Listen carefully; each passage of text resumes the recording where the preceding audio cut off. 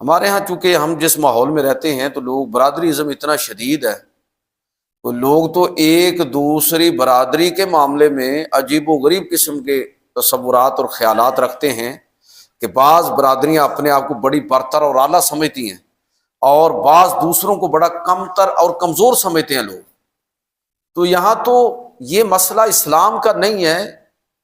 یہ مسئلہ یہاں ہمارے سماجی ماحول کا ہے۔ ظاہر ہے کوئی ہندو سے مسلمان ہوا ہے، کوئی سکھ سے مسلمان ہوا ہے، تو وہ صدیوں کا جو کلچر اور ثقافت تھی وہ آج بھی لوگوں کے اندر کسی نہ کسی درجے میں موجود ہے۔ ورنہ ہمارے دین کی تعلیم کیا ہے کہ اگر ایک طرف یہ حکم ہے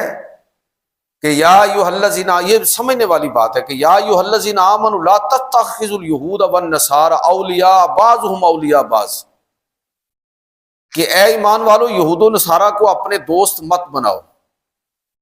یہ بعض بعض کے دوست ہیں، تمہارے دوست نہیں ہیں۔ اس آیت کو بعض لوگوں نے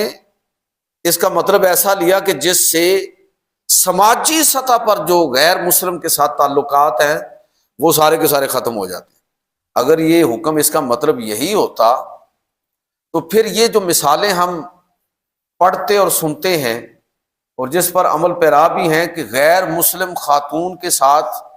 مسلمان مرد کا اگر اہل کتاب میں سے ہو تو نکاح ہو سکتا ہے، تو اگر تعلق ہی نہیں ہے، اگر انٹریکشن کی کوئی صورت ہی نہیں ہے تو یہ کیسے ممکن ہے؟ تو اس کا مطلب یہ ہے کہ اس آیت کا مطلب یہ نہیں ہے۔ اس لیے میں چاہوں گا کہ اس آیت کا تھوڑا مفہوم آپ کی خدمت میں عرض کروں کہ اے ایمان والو یہود و نصارہ کو اپنا دوست نہ بناؤ، یہ بعض بعض کے دوست ہیں۔ تو یہاں مراد جو ہمارے سماجی تعلقات ہیں اس سے مراد وہ نہیں ہے، اس لیے کہ سماجی تعلقات تو اللہ کے رسول صلی اللہ علیہ وسلم نے قائم فرمائے۔ یہاں جن تعلقات سے منع کیا جا رہا ہے اور جس چیز سے روکا جا رہا ہے وہ یہ ہے کہ یہود و نصارہ مسلمانوں کے اجتماعی امور کے اندر بحیثیت قوم ان کے جو مفادات ہیں اس کے حوالے سے یہ کبھی مسلمانوں کے خیر خواہ نہیں ہیں اور نہیں ہوں گے۔ اور تاریخ دیکھ لیجیے آج کے دور تک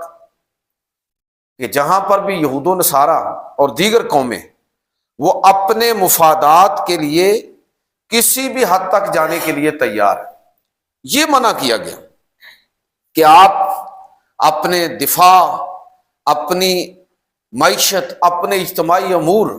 ان کے حوالے سے آپ غیر مسلموں پر اعتماد نہ کریں، اس لیے کہ یہ اپنے مفادات کو پیش نظر رکھیں۔